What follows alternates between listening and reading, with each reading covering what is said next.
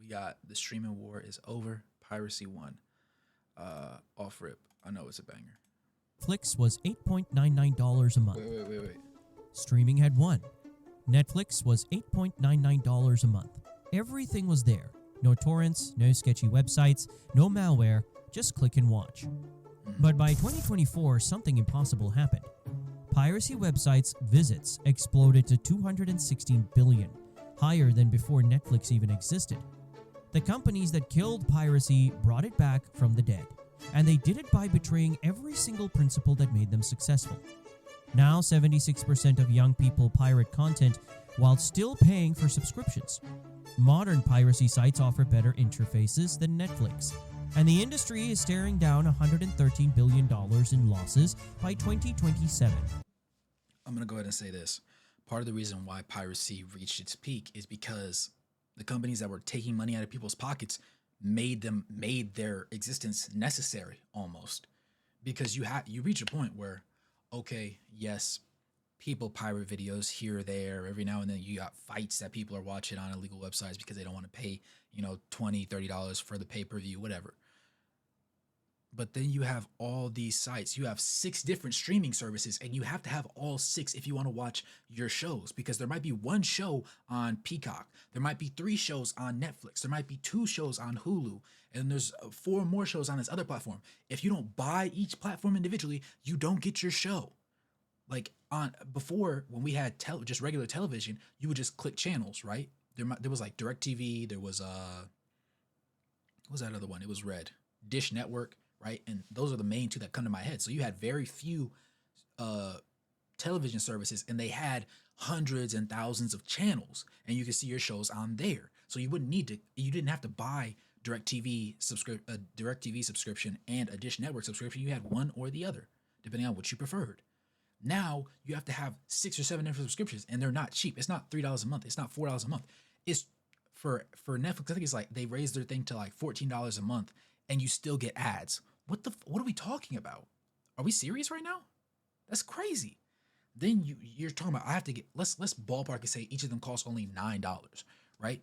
You're talking about I have to get 4 or 5 streaming services. $45, bro. That's a whole nother phone bill. That's a whole nother phone line. What are we doing this for? And that's if that's only what you have, right? Because nobody really has cable anymore. So we're buying all these different streaming services. It's too much. So why would you do that when you could just go to a website like Stream East or one of those anime ones, and every show you want to watch is there? I'm gonna be completely straight with y'all. Like Crunchyroll pisses me off because they don't have every single show that I need. They don't have every show that everybody wants to watch. Netflix doesn't have every show. Licensing rights are given out to different people, and instead of everybody having the same licensing rights, and then whoever's platform you like more, that's who you go to. No, they're like, okay, this person has this show, but this person also has this show. This person has this show, and this person has this show over here, but nobody has the crossover. So you have to get Netflix, Hulu, and Crunchyroll to get all the shows that you want to watch. No, people are just going to go to a main anime site where it has every show ever in existence for free, and we're just going to deal with ads there. Because at least you could press X on the ad. You're like, oh, that's a cute ad. All right, X. Oh, there's a video game over there. X. All right, play the video. No videos in the middle of watching the episode. Go off. All right, you click on a link, it pops up that whole thing. Close out that. Got ad block or whatever you got. Right? And the reason why it's allowed to exist, the reason why it got pushed this far, is because companies got so greedy with money. I felt like they needed bread so bad. When they don't even cover the entire market. They don't cover enough of the market to sit there and justify the prices that they charge. And then they're throwing in ads in there while you're also paying for the subscription service. It'd be different. I promise you. It'd be different if one of these subscription services was free, but it had ads. It is what it is. I think it would be much more comparable to the streaming services, because streaming services, the piracy services, they have ads, but they don't charge you to go on the site. And they have, like I said, anything you want to watch, anything you could want to watch, they have it. No questions asked. Click the link. It might lead you to a random, extra click. They'll close out that tab, come right back, boom. We got your whole movie. We got your whole episode. Doesn't matter how long it is, and we're not going to interrupt it. Just watch, bro. Just tap into it. We got what you need. They're the plug for real. And now streaming services are like, oh my gosh, we have to stop them. You've been robbing people and they've been watching. They're tired of getting robbed. I'm sorry, they're tired of getting robbed. Are private services right? No, not necessarily, right? Because the money that they're taking out of the streaming services pockets also come from the licenses agreements that they pay out to the different companies that actually make the show. And we know, for example, if you're in the anime community and you're into that sort of thing, it really damages the already few dollars that animators get and that the whole production cast gets. I understand that issue there, right? 100%, 1,000%, you will never hear me advocate for anything other than that. But if you're just going to sit here and rob everybody and you don't have everything that everybody's looking for, you can't be surprised. This can't be a, never in my life did I think that we were going to end up backtracking.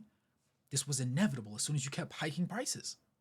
And I understand inflation and everything, but everybody's pockets ain't been inflating. They've been deflating. What do you think was going to happen? How did billion-dollar companies commit financial suicide? I'm sorry, I know I rambled right there for like 5 minutes, but I had to get that off my chest. Continue. This spectacularly. The story begins with a simple tweet. A Netflix subscription that cost $8.99 in 2019 now costs $15.49. But that's just the beginning.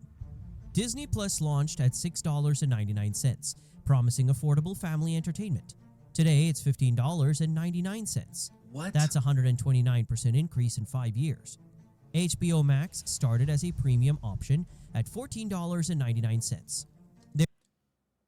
Never mind. I'm not gonna nitpick. Their new Ultimate plan costs $20.99. What do they have? Adventure. They have the most random collections of shows too. What are we talking about? You have Adventure Time, Scooby Doo, the live action superhero movies, Big Bang Theory, Aquaman movie. You got I don't even remember what this is from. I know the show. I can't remember it. The new knockoff Ben 10, Tom and Jerry, Rick and Morty. This is a random collection of shows. It's not like you have a niche. You have just a buttload of what am I looking at? Nearly $21 a month for a streaming service. The average American now spends $508 per year. No. No. Hold on. We're going to do this math right now. Hold on, gang. I'm going to tell you right now. 508 divided by 12. That's $42 a month. No, but in the most respectful way possible. I'm not spending $42 on none of this, gang. It's not happening. No. On streaming. That's more than most people's car insurance.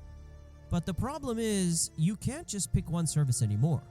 Want to watch The Office? That's Peacock.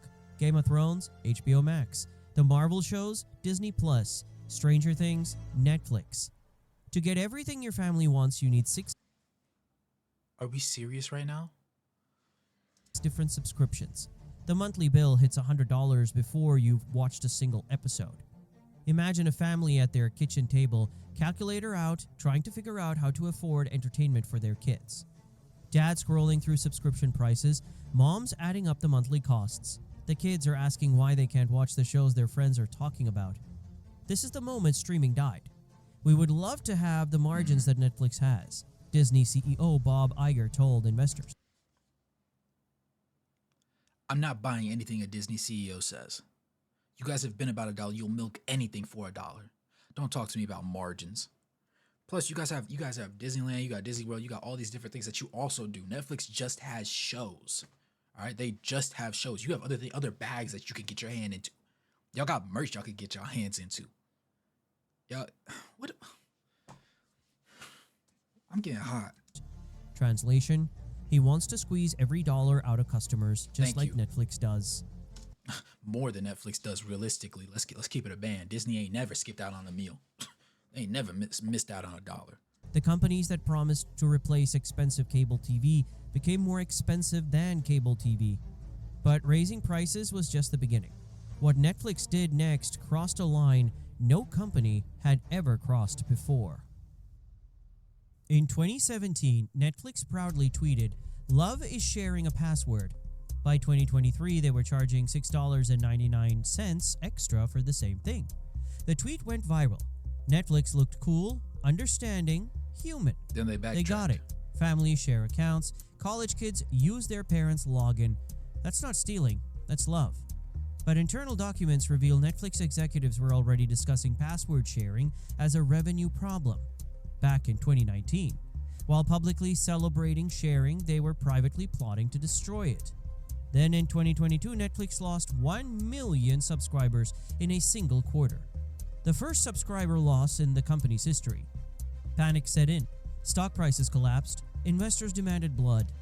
What was Netflix's solution, you ask? The answer is they betrayed their own customers. They claimed 100 million households were stealing through password sharing. The same behavior they'd celebrated with heart emojis and retweets was suddenly theft. The crackdown launched in 2023. If you tried to log in from a different location, Netflix demanded proof you lived there. College students got locked out of their family accounts. Parents traveling for work couldn't access their own subscriptions. I was about to just say, if you go on vacation, right? If you go on vacation and you go into the mountains, you have to register that you're staying at the cabin in there just to re-register when you come back home. It's the dumbest thing ever. And then you only get you get a limited amount of jumps like per month. So it's like, what are we talking about right here? Want to share with your college-age kid? That'll be $6.99 extra per month. The grandmother watching Netflix at her daughter's house during chemo treatments? Another $6.99. Disney saw Netflix's success. He said the grandma stay watching at her daughter's house during chemo, in between chemo treatments. Crazy example, but I'm sure somebody experienced that. That's the craziest part. That's the unfortunate part. And copied the playbook. Hulu followed. HBO Max joined in. The entire industry turned against password sharing overnight. A college student goes home for winter break, settling in to watch a show with her mom. The screen flashes an error. This TV doesn't seem to be part of the household for this account. Her own family account, treating her like a criminal. The companies that built empires on convenience and connection were now policing families like suspicious bank transactions. This betrayal broke something fundamental between streaming services and their customers. I feel like that slight loss of subscribers should have been inevitable after a certain point. When financially people can't afford certain things and they have to sacrifice certain things, they're gonna look for alternatives. When you can't buy your name brand, peanut butter and jelly, you get a great value. You know what I'm saying? You get whatever you get whatever the cheaper version of it is. And for streaming, it's piracy. So when you sit there and you endorse, you're like, yeah, password share, like it's cool, we get it, we understand, and then you prove to not be understanding, you have to be like, hey guys, this is part of weathering the storm. It's gonna be okay, because when things get better, people will be willing, right? When people have more money, they're more willing to spend money, in America at least. So they're going to put some more money into our pockets when the time is right. But while they're struggling, we should be supportive and understanding, so they know, hey, you know what? They're not, yes, they're charging us a little bit, but they're not like being a-holes about it.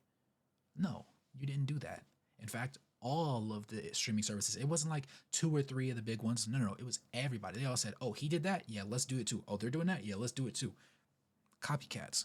Trust, once shattered, doesn't easily repair. But destroying customer relationships was just the warm-up act. Yep. What HBO did next shocked even industry leaders. What'd they do? The company spent millions creating Westworld, won Emmy nominations for it, then deleted it from their own platform to avoid paying royalties. What? Westworld cost HBO $10 million per episode. 4 seasons, critical acclaim, awards buzz, a flagship series that defined the network's prestige brand. Then Warner Bros. Discovery deleted it. Gone.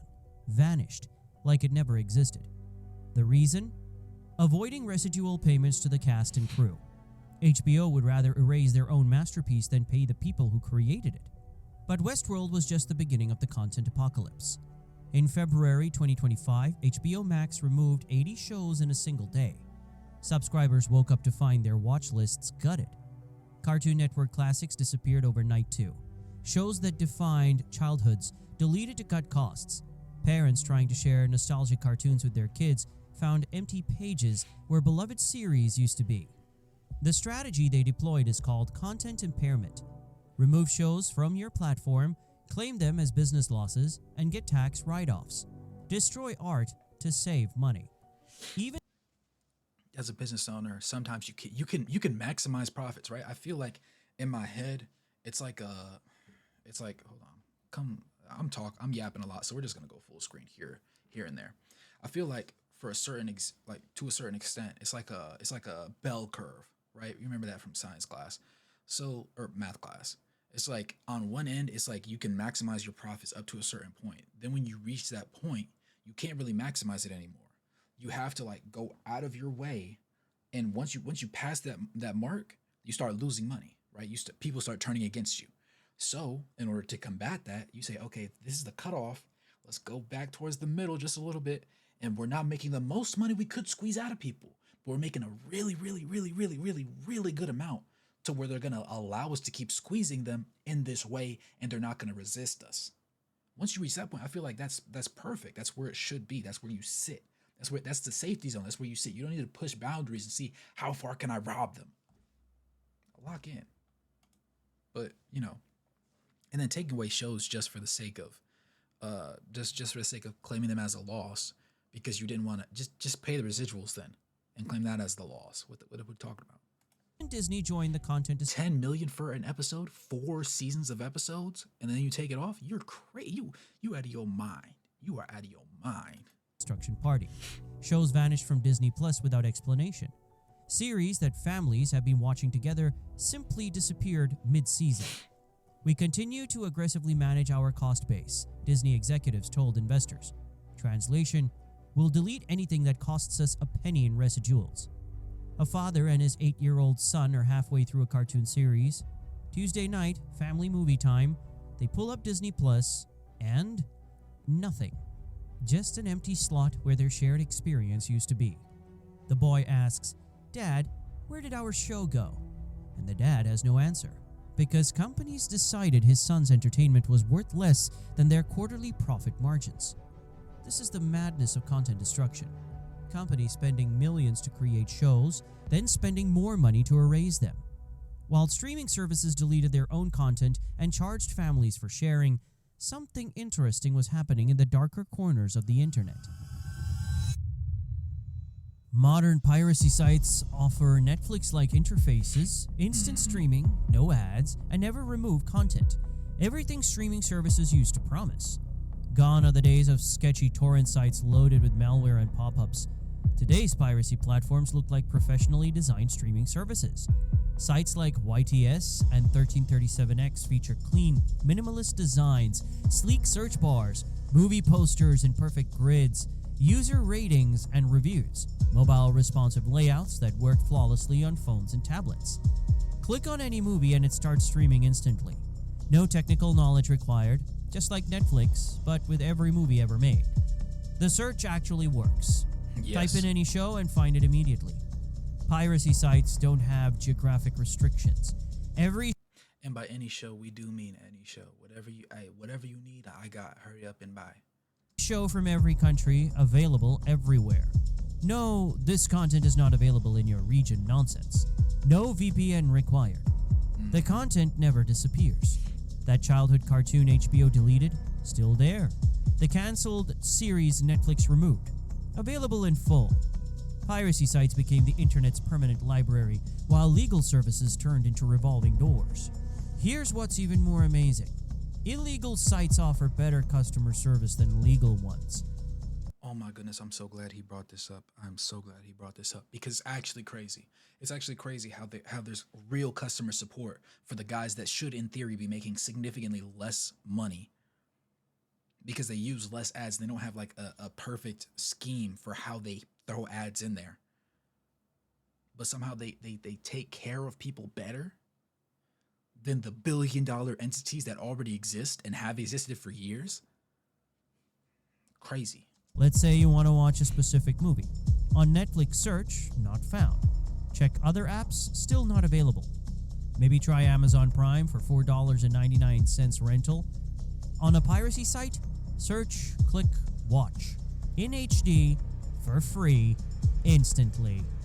No subscription management, no password sharing restrictions, no surprise price increases, no content vanishing mid-season. The pirates kept every promise streaming services broke. While streaming executives focused on quarterly profits and password crackdowns, pirates focused on user experience. Guess which approach customers preferred? The result was the largest migration in internet history. There were 216.3 billion visits to piracy sites in 2024. That's more than the populations of every country on Earth combined. To put that number in perspective, if every piracy site visit was a person, it would be 27 times the population of the planet Earth. The exodus from streaming to piracy happened much faster than anyone predicted, too. In 2020, piracy actually hit historic lows. Just 130 billion visits. Streaming had seemingly won the war. But by 2024, that number had exploded to 216 billion visits, a 66% increase in just 4 years. Gen Z led the charge.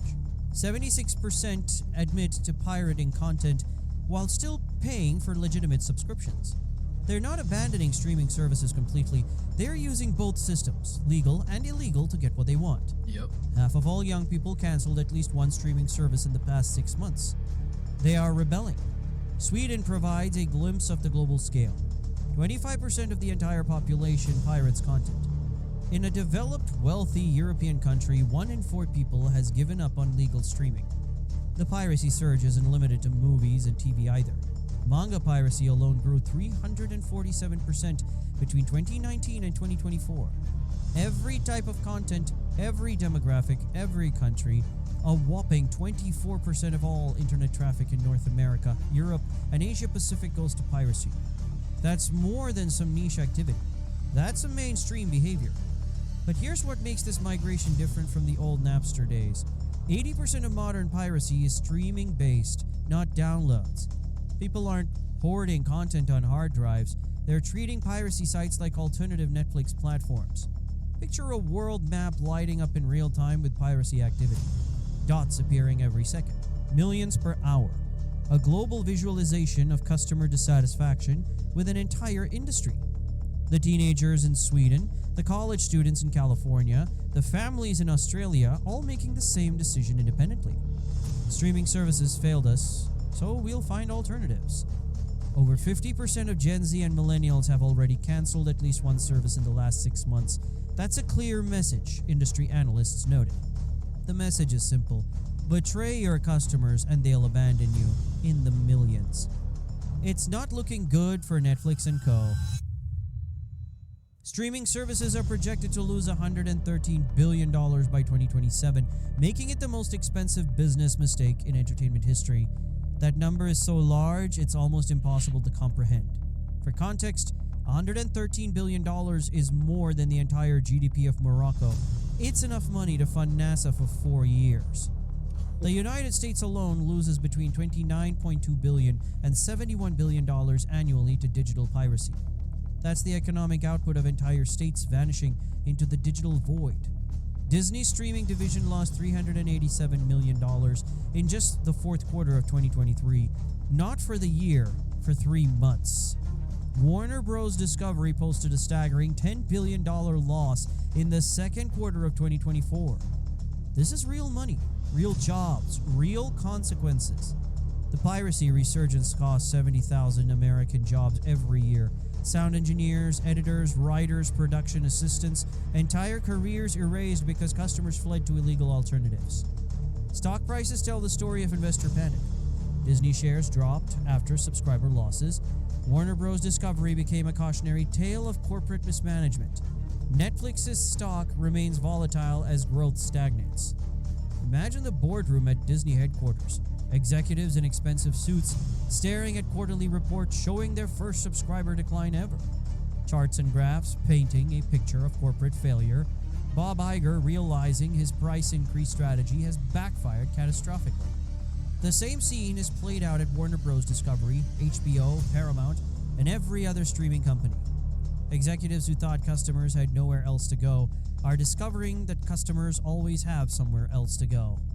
While there is some optimism that emerging countermeasures and best practices may see piracy begin to plateau by 2027, there is no consensus among stakeholders as to when it may begin to decline, admitted Steve Hawley, a Parks Associates analyst.